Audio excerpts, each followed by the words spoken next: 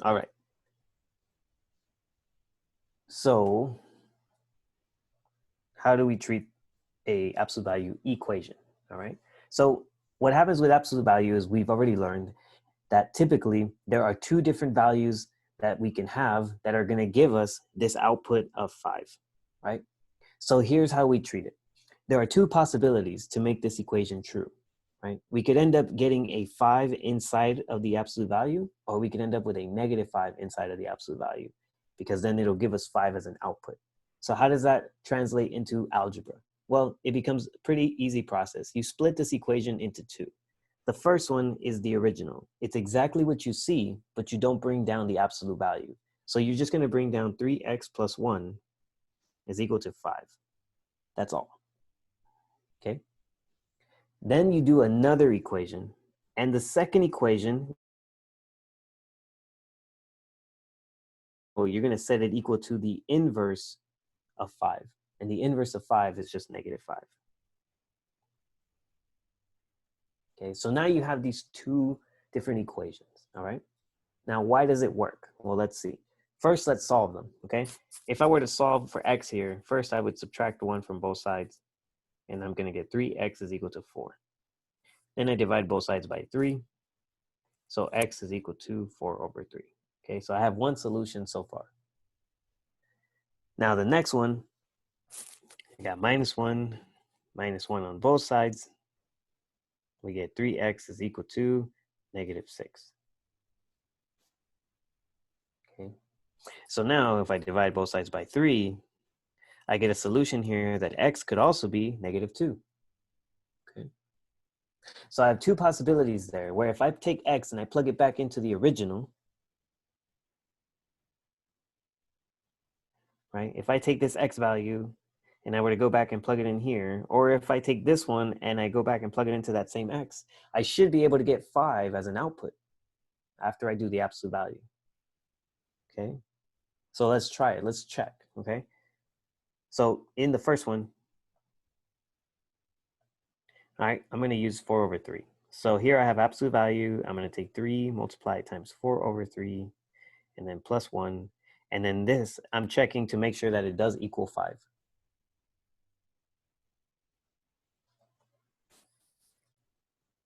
All right, so we're checking, right? So then here, 4 times 3 divided by 3, well, the 3's could also just cancel out. So you're just left with 4 plus 1 inside of absolute value is equal to 5. We keep going, right? So the checking process is just making sure that the left side will eventually equal the right side.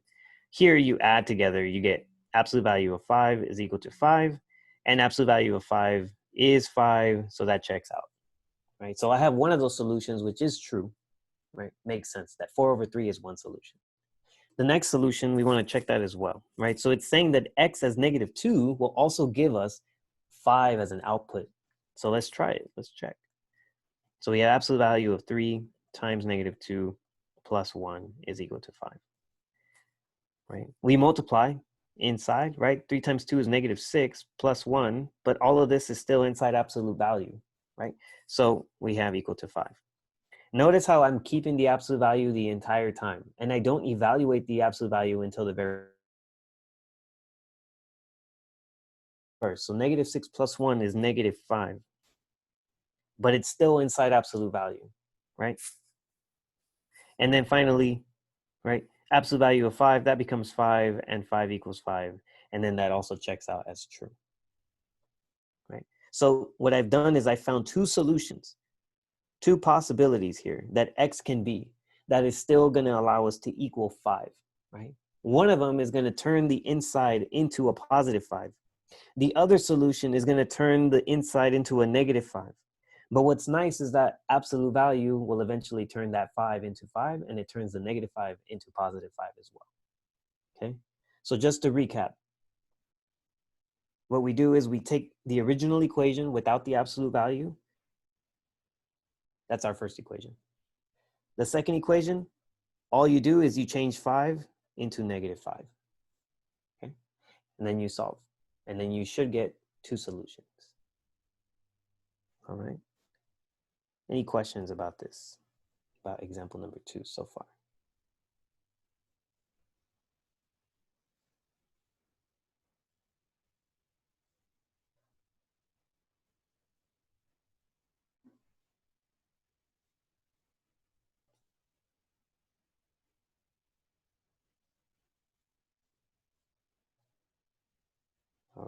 So far, so good.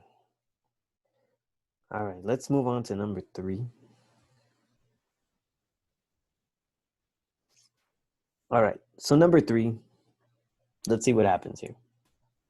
I have 16 times absolute value of r minus 5 equal to negative 32. Now, absolute value is a little different from parentheses.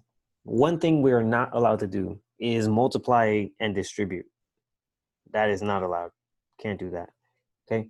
Anytime there's a factor, anytime there's a coefficient outside of the absolute value, we have to get rid of it some other way. And in this case, you have to think about this as like, well, this is 16 times r minus 5, or the absolute value of r minus 5. So what other way do you think there is to get rid of that 16? Yeah, dividing by 16 is probably the best way, right? You divide both sides by 16. So the 16s divide out, and then you're just left with the absolute value of r minus 5. And then that's equal to negative 32 over 16 is negative 2. All right. Now here's a question that kind of follows up from what we saw previously. You have the absolute value of something, and then it's supposed to equal negative 2, right? So imagine, right? This, eventually, when you take the absolute value of whatever that number happens to be, will it ever equal negative 2?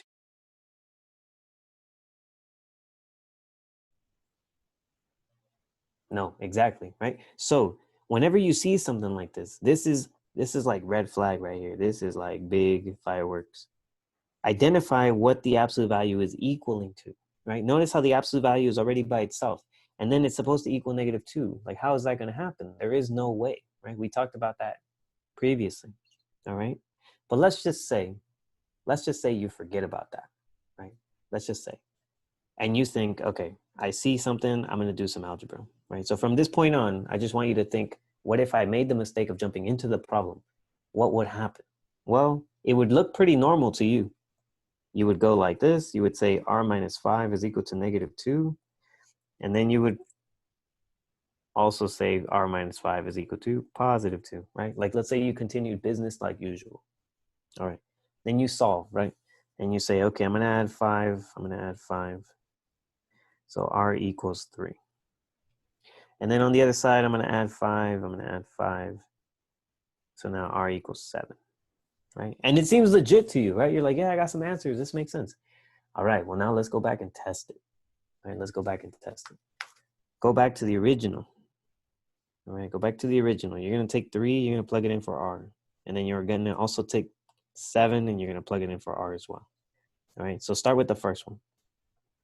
This is why checking is important when you do absolute value, because sometimes you'll catch a mistake and you'll realize like, oh, I made the mistake 4 steps ago and I split it when I shouldn't have split it. All right, so here's what we can do, right? In the event that you're checking, you have 16 times r minus 5. We're going to use 3 first. So you have 3 minus 5 inside the absolute value. And then this is supposedly going to equal negative 32. So maybe you continue, but then you go back and you check, right? And then let's see what happens. You bring down 16. Inside of the absolute value, you do the subtraction. Okay, so you work your way from the inside. You want to clean that up first. So 3 minus 5, that's negative 2, equal to negative 32. All right? Now remember, this is 16 times the absolute value of negative 2. But if you take the absolute value of negative 2, what does that become?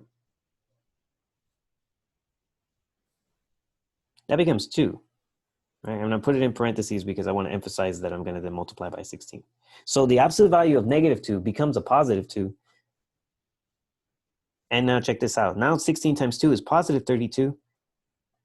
But is that equal to negative 32? No, right? So this is false, right? Which means that this is not a valid solution. Okay, it's not a valid solution. So then that's not working for us. Yeah, you could have done that too. Right. Luis is saying that, can we have substituted into the simplified one, right? Could we have plugged it in into this one instead? Yeah, we can do that, right? So I'm going to try that now with 7, right? That way we don't have to do as much work. So now I'm going to take 7.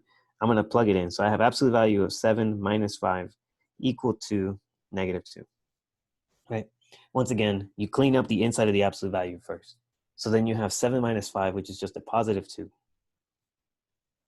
Absolute value of 2 equals -2. But we know that the absolute value of 2 is 2, and 2 does not equal -2. So once again, I've run into another false statement. So that also tells me that r equals 7 is also phony, right? So notice how even if you make the mistake of jumping into the algebra, because maybe you forgot to realize that the absolute value cannot equal a negative, even if you go back and check your work, you'll catch yourself because you'll realize like, hey, these are actually not equal to each other. 32 does not equal -32, and 2 does not equal -2. So then, because none of the answers that you found were valid,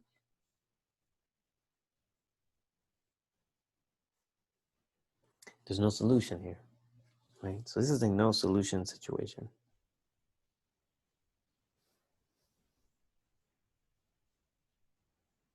All right. But if you catch the mistake from the very beginning, right? This is a conceptual thing. If you can catch the mistake at this point, right? And you can see that the absolute value cannot give you a negative output, then from here, you could just jump straight to here, right? I showed you the other method just in case you didn't catch that initially, right? But checking will help you catch it later on. It is a lot more work. So if you do miss it, it takes more work to find out that you did miss the mistake. Okay. Any questions on that?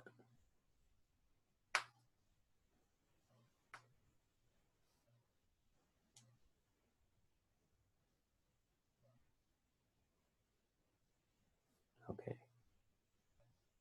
All right. Looks like we're okay so far. Good.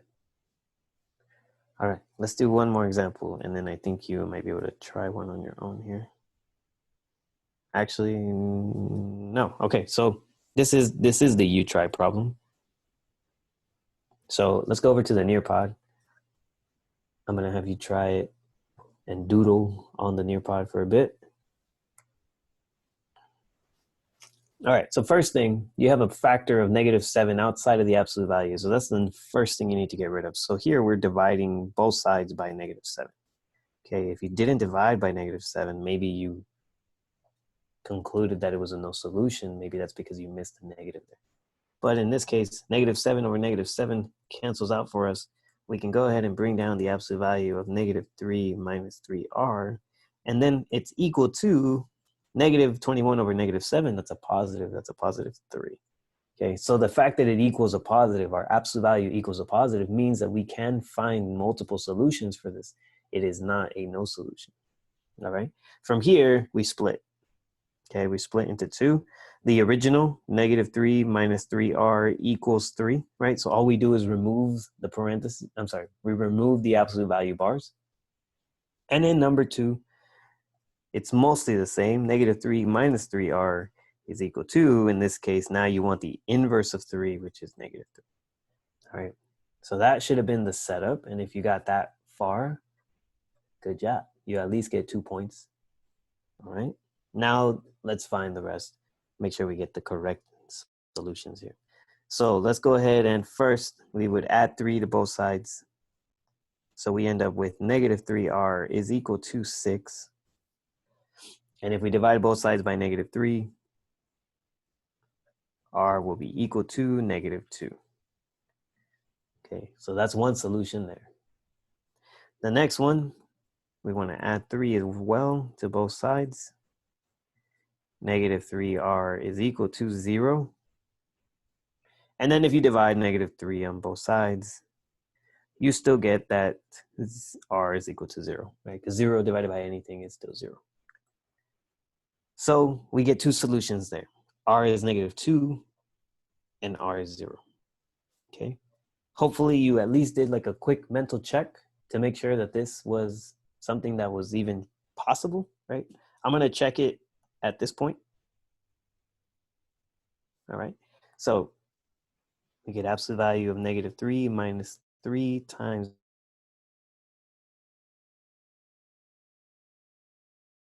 negative 3 plus 6 is equal to 3. So then if I combine the insides here, negative 3 plus 6, that's going to be a positive 3. And the absolute value of 3 is 3. That works out. Okay, that checks.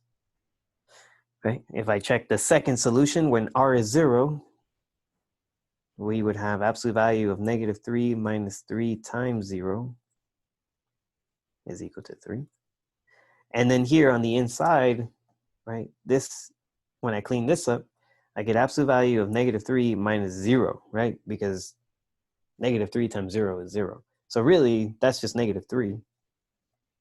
And we know that the absolute value of negative 3 is 3, so 3 equals 3. That also checks out, right? So we got two valid solutions from this example. All right? And so that worked out pretty good for us. All right, so number 4, 2 times the absolute value of x plus 1 minus 1 on the outside equals 5, right? This is where it's the most tempting to try to distribute. But remember that we don't distribute into absolute value ever, right? You try to find a way to get the absolute value by itself, right? So when I say that, I mean I want to get this piece by itself, right? Because once I've done that, then I can split the equation into 2. But until that is completely by itself, I can't do it, right? I have to move those other parts away from it, right? So where do we start? If we're trying to get that absolute value, that blue box by itself, where do we start?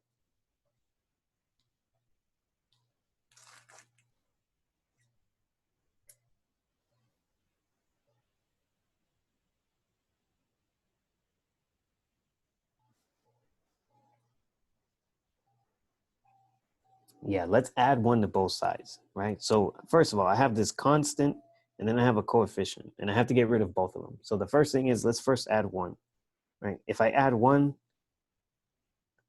now what I have is 2 times absolute value of x plus 1 is equal to 6, right?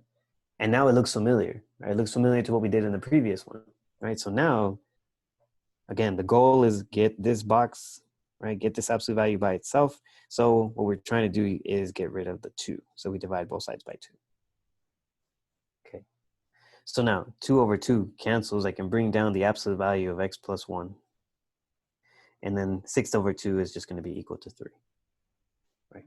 So you're kind of like getting rid of the outer parts so that you end up at a situation like where we're at right now, right? This is the goal. You're trying to get to a place where the absolute value is by itself, regardless of what's inside. As long as you have absolute value equals some constant, okay? And then from here, we know what to do, right? We just split. So we split it. We can say original would be x plus 1 is equal to 3. Second equation is going to be x plus 1 equal to negative 3. All right. And now we can solve. So then we can say, all right, from here, let's subtract 1. So x is equal to 2. And then we subtract 1 again. X is equal to negative 4.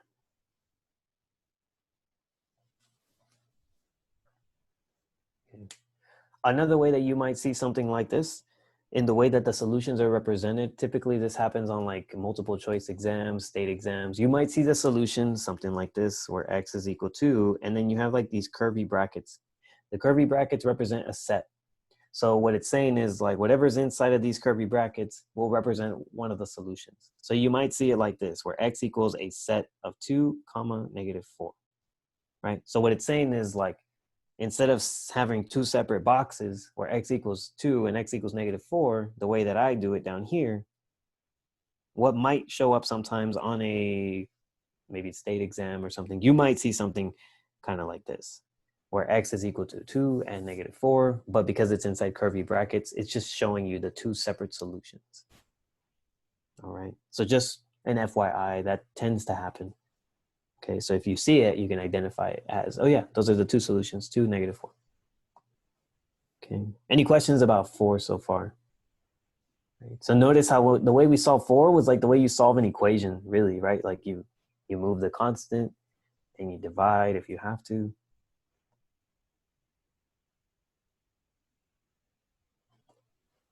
All right, and then can I squeeze in one more I think I can. Okay, so I think we'll squeeze in number 5. I think after that, then we should be done. All right, so number 5, you can kind of see where we're headed, right?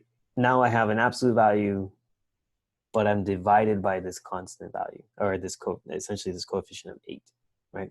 So our goal in this case is still to get the absolute value by itself, right? This is what I want by itself, which means I don't want the negative, I don't want the 8 in the denominator, right? What can we do to get rid of the 8 in the denominator?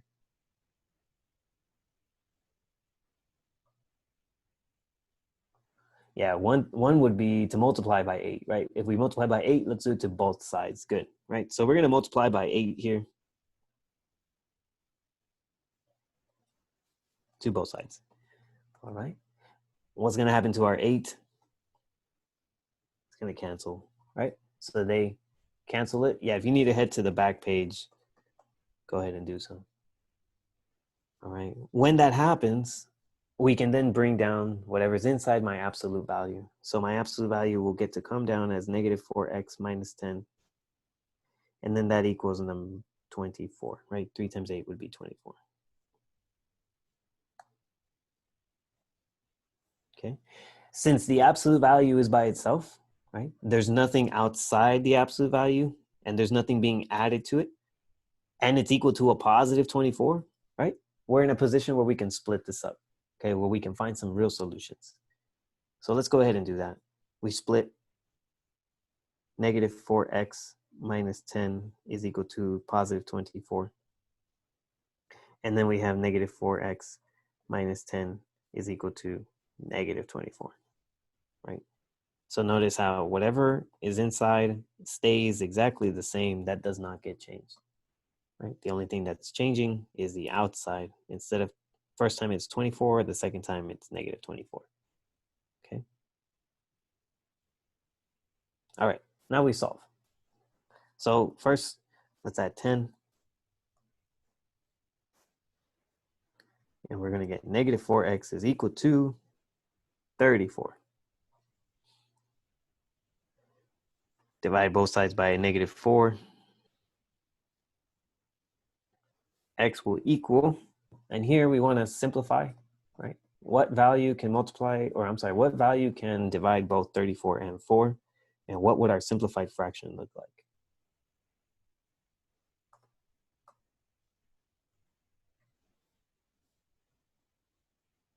Yeah, it looks like we could divide both top and bottom by 2. So when that happens, we should get negative 17 over 2. Okay, so that's one solution. Second one, let's add 10 one more time. Negative 4x will equal negative 24 plus 10, that's negative 14. Then we can divide both sides by negative 4. So x will equal, in this case, what is our simplified fraction going to look like?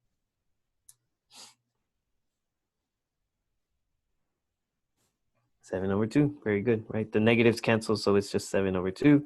And we can go ahead and box those in, and we are done for today.